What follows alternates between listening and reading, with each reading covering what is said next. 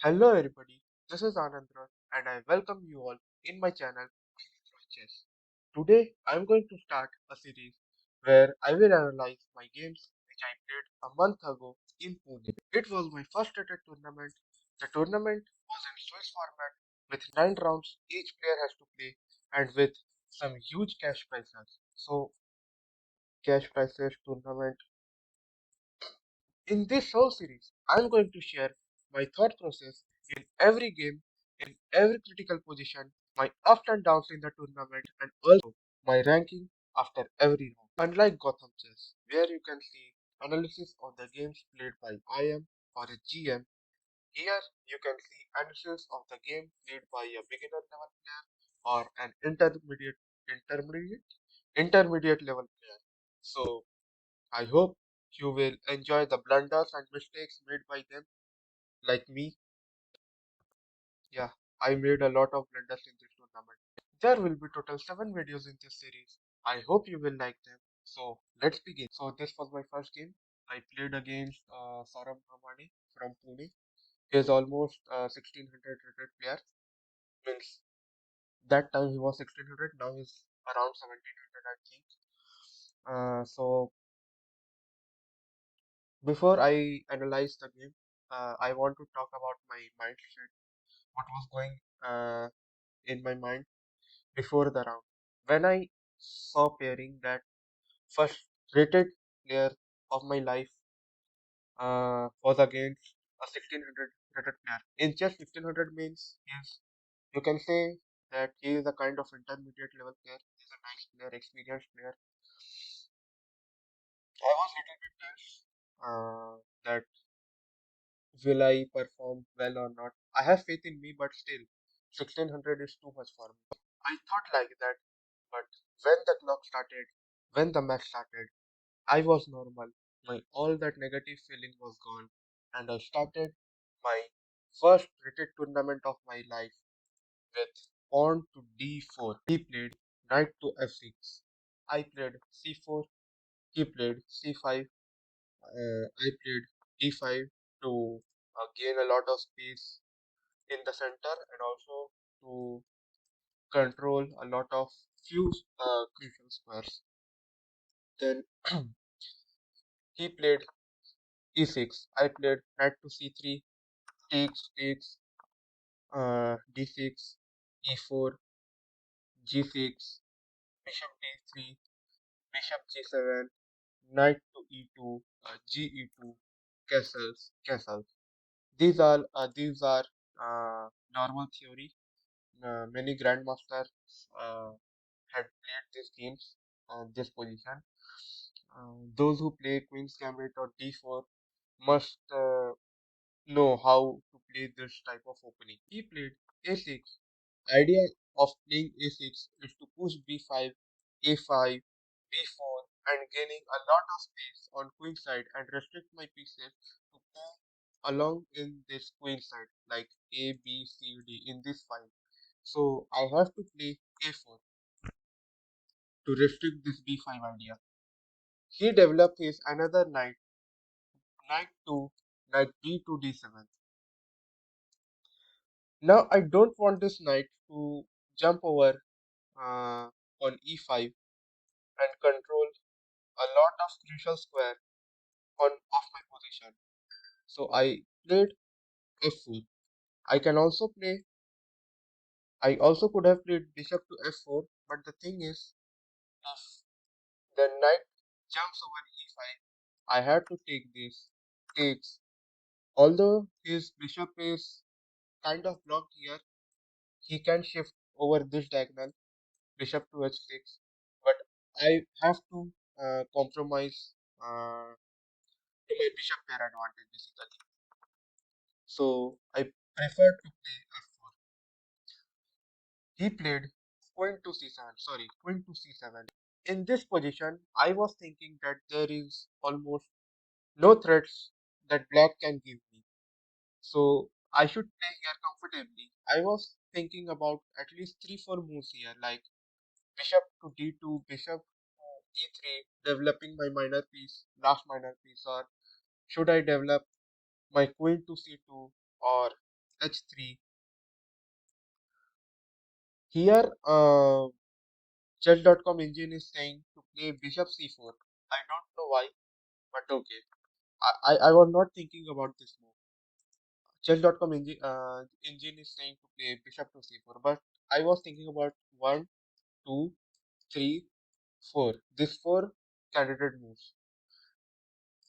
I decided to play bishop to e3, thinking that this bishop is going to control an important diagonal. So, and I will play later bishop to f2 to plant this bishop, and then h3. Then game will continue. My opponent played knight to g3, attacking my bishop, and as I told you that I don't want to compromise my bishop pair advantage, so I blindly played bishop to d2.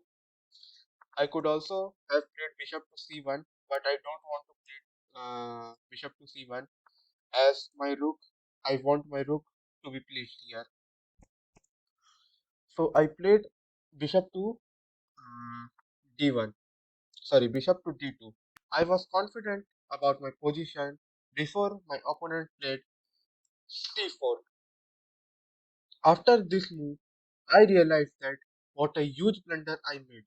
Although engine is saying that this position is around minus 1.2, but I was evaluating my position around minus 2.5 or minus 3.5 because after I move my bishop to c2, he is going to give me a check by moving queen to c5. Now there is no piece that can defend my king with this check. So I have to move this king to h1, and there comes the fork knight to f2. Now in order to save my queen, I have to take this rook, and now I have an exchange down. And now in this position, in this situation, the quote which I wrote above me makes a lot of sense. The quote is, sometimes situation is not that bad what it seems. According to the engine, this position is around 1.1, minus 1.1. It can be a drawn if played precisely. But the thing is, I was evaluating my position like minus 3 or minus 4 because my pieces you can see are too passive. This queen is too deep in my position. The only positive thing in my position is the central control. And now I was thinking that how to capitalize my central control because for me this position was hopeless. But engine is saying that you can fight, but for me it is all over. So I was thinking that uh, I should capture this pawn somehow, and I will push e5, e6. But in order to capture this, I have to sacrifice my f4 pawn. How? Let's see. I played bishop to e1. He gave me a check. I defended, and he took on f4. Now I played bishop to g3. He went queen to f6, and as you can see that engine is now showing that you are in horrible position. But I was thinking that I can get a lot of attacking chances from here. Now I was thinking that there are two weaknesses. First of all, d6 and c4. And c4 looks very loose, as you can see that no one can defend it. So I thought to play this. Queen to e2. He played knight to e5 in order to defend this. And now I have to make a crucial decision. As you know that I don't wanted to compromise my bishop pair, but here I was thinking to take this because if I played knight to f3, bishop g4 move was coming, and I was tense that I have to control this means This spin was very horrible. I was very annoyed with this spin. I would very annoyed with this spin. So I decided not to go for this complicated move and simply took this knight. He moved queen to e5. I was expecting this.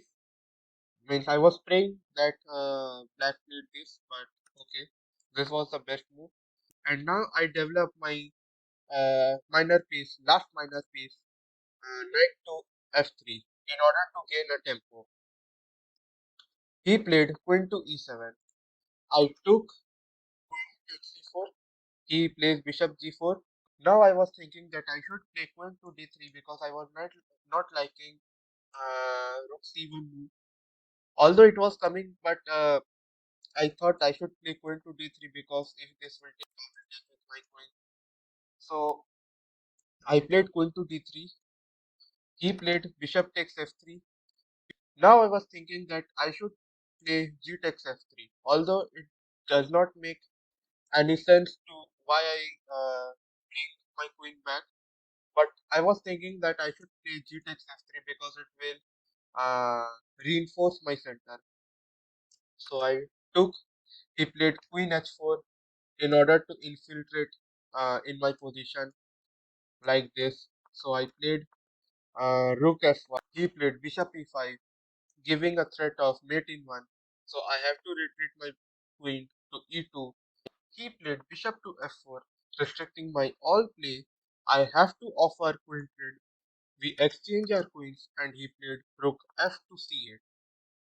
Now as you can see that this rook pinned my knight, so I have to play bishop to b3. Means there are a lot of squares, but I like bishop b3 because it somehow target this king.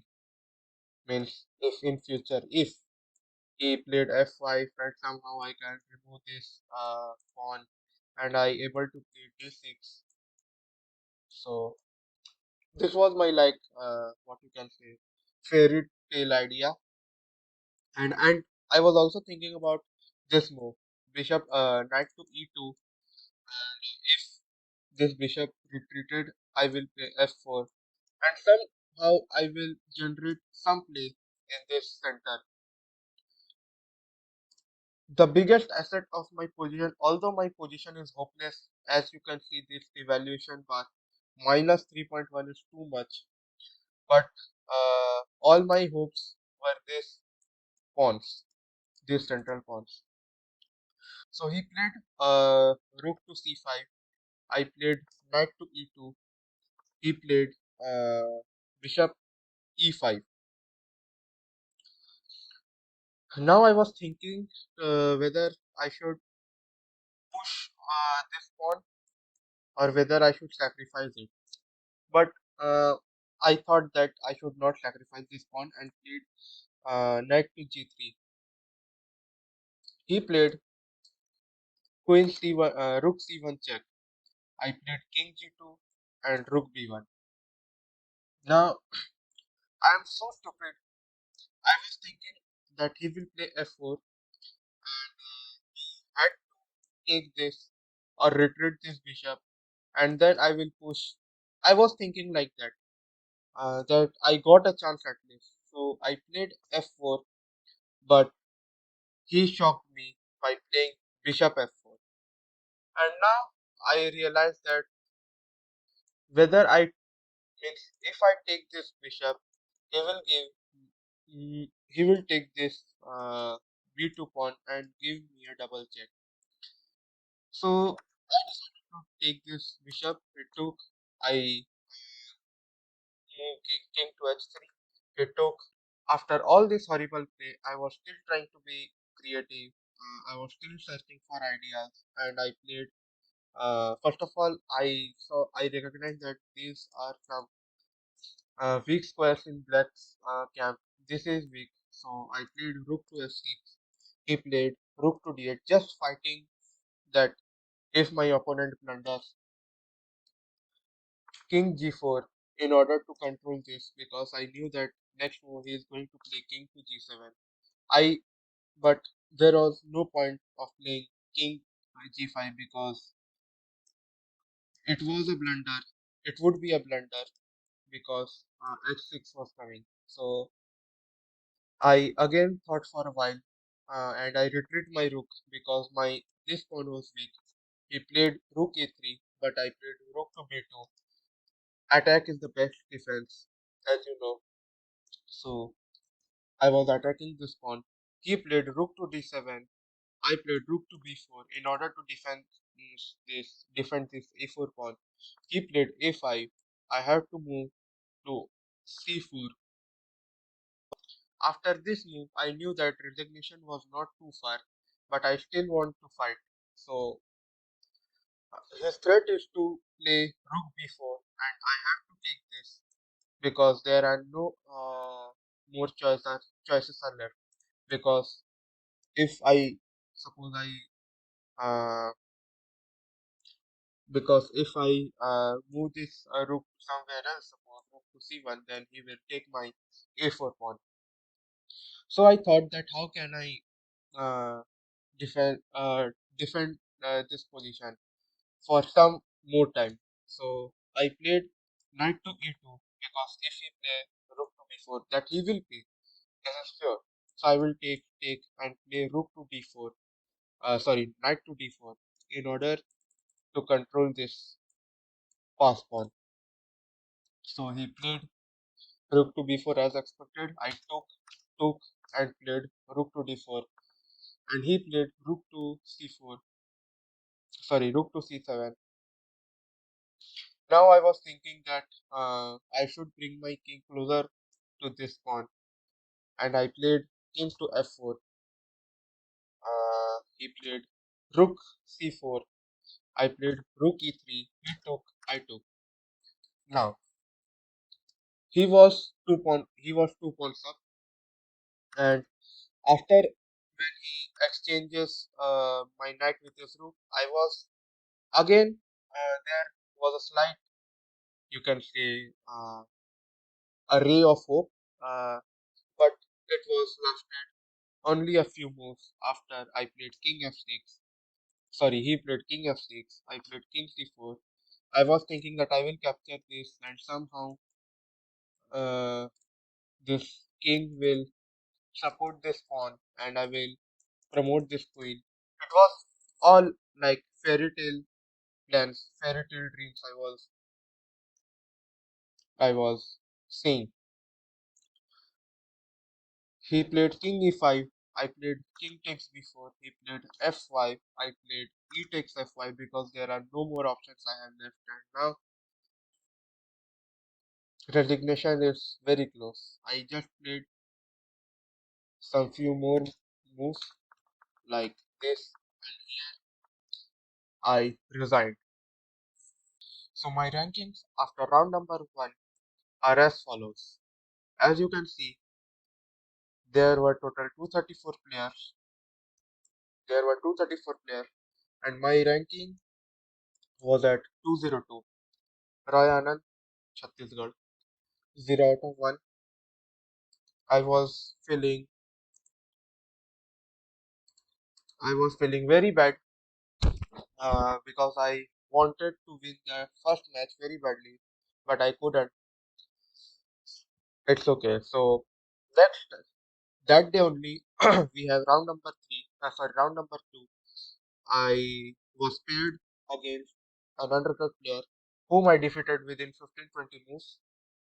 Now coming to my next video, it's all about round number three played in this tournament. It was against 1150 or 1200 player. It was very wild game. I'm going to analyze that game. I hope you like this video. Please subscribe to my channel. I'm trying something new. Feel free to suggest any ideas or please do comment on my comment box below. I'm going to upload the next analysis maybe tomorrow or day after tomorrow. Till then, stay safe, stay happy. Thanks for watching and bye.